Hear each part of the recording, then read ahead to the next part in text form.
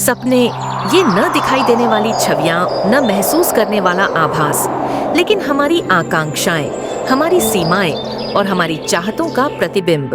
हर इंसान जीवन में कुछ सपना देखता है, बड़ा या छोटा, सादे या असाधारण।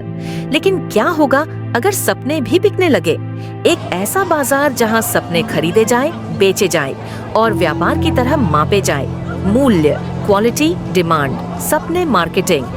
ये कहानी एक ऐसी दुनिया की है जहां सपनों का बाजार अस्तित्व में है, कुछ लोगों के लिए वरदान और कुछ के लिए अभिशाप।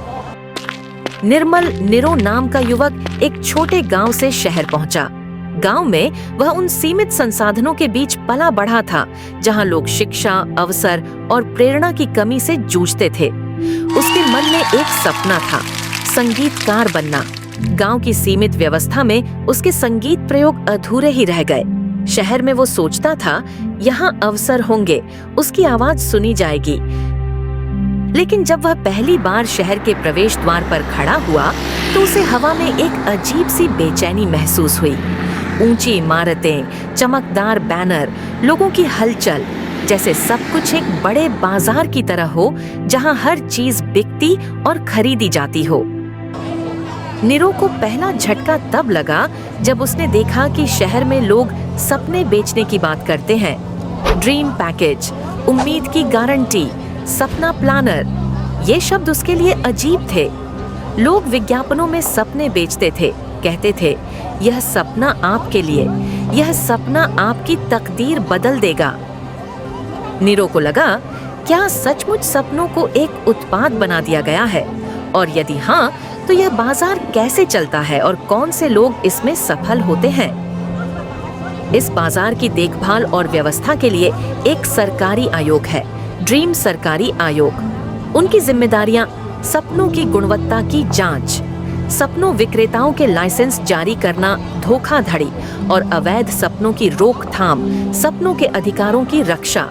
यदि खरीदार को सपना पूरा न हो तो मुआवजा। निरो ने जाना कि बहुत से लोग सपना विक्रेता हैं। कुछ ने भावनात्मक सलाह दी है, कुछ ने सपनों को वायदा पत्रों में बांटा है और कुछ नकली सपने बेचा है।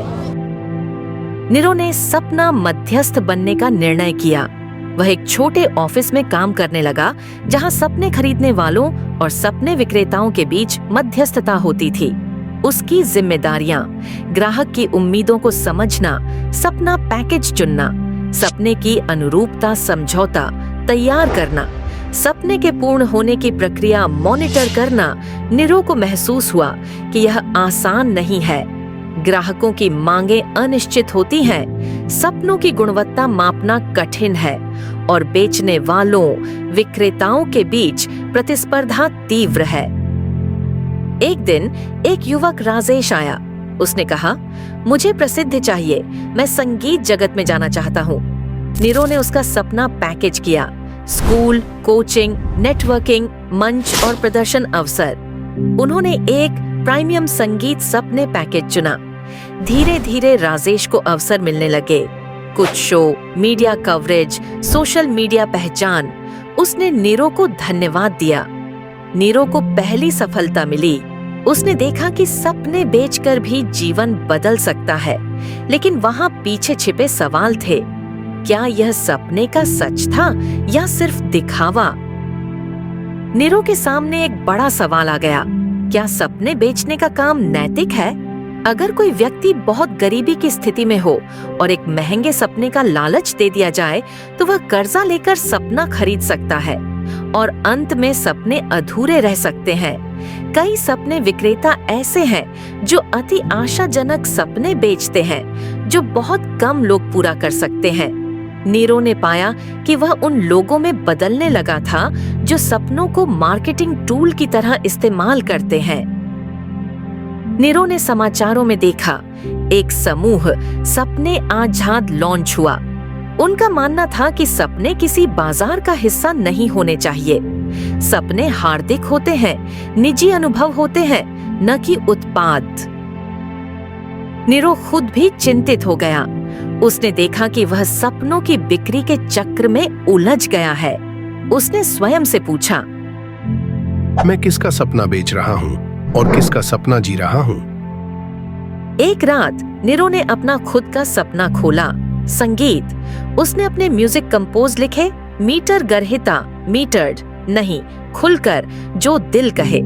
लेकिन उसने यह कभी साझा नहीं किया क्योंकि वह यह सोचता था कि यह बेचने योग्य नहीं है।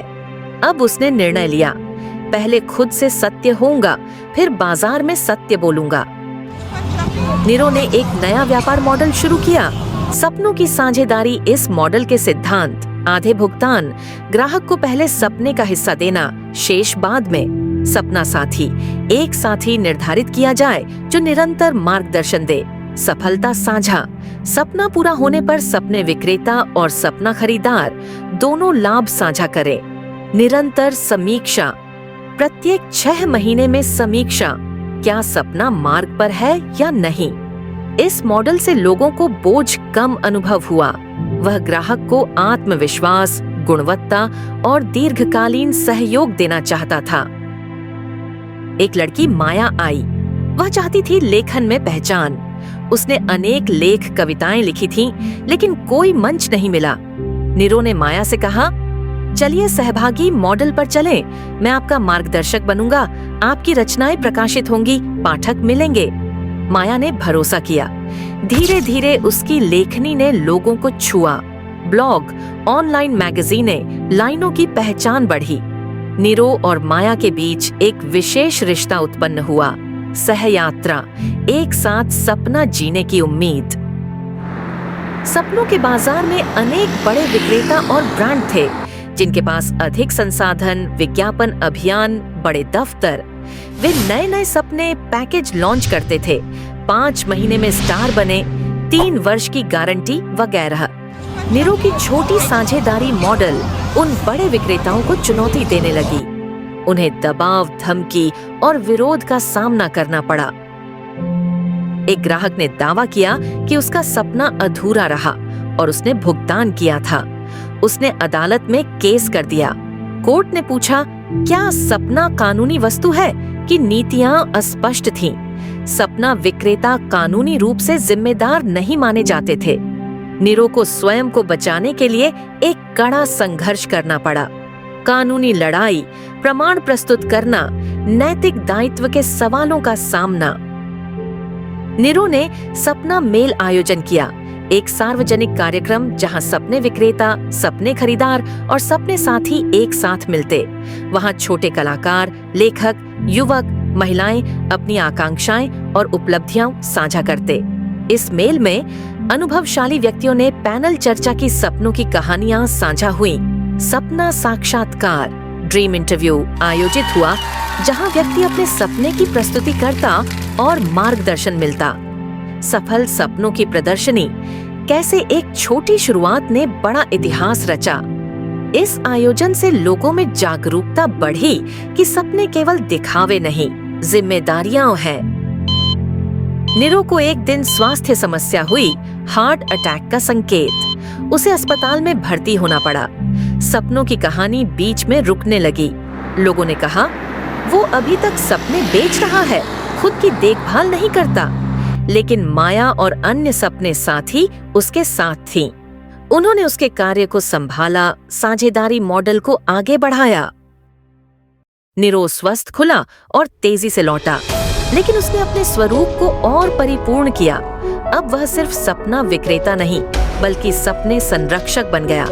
उसने के नियमों को और अधिक लोकहित और न्याय संगत बनाने का प्रस्ताव रखा। साथ ही उसने सपनों की पाठशाला शुरू की, जहां हर किसी को शिक्षण, प्रेरणा, संसाधन दिए जाए, न कि सपने बेचने के लिए, बल्कि सपने जीने के लिए। माया के साथ मिलकर नीरो ने एक पुस्तक प्रकाशित की, सपनों का बाजार, अनुभव और विचार। उसमें अपनी कहानी, सफल और असफल परियोजनाएं, आम लोगों की कहानियां सब थीं। सपनों का बाजार एक काल्पनिक लेकिन चिंतनशील अवधारणा हमें यह सोचने पर मजबूर करती है, हम अपने सपनों को कैसे देखते हैं, वस्तु, लक्ष्य या यात्रा। क्या सपने सिर्फ हमारे हैं या समाज, मीडिया, बाजार ने उन्हें आकार दिया है?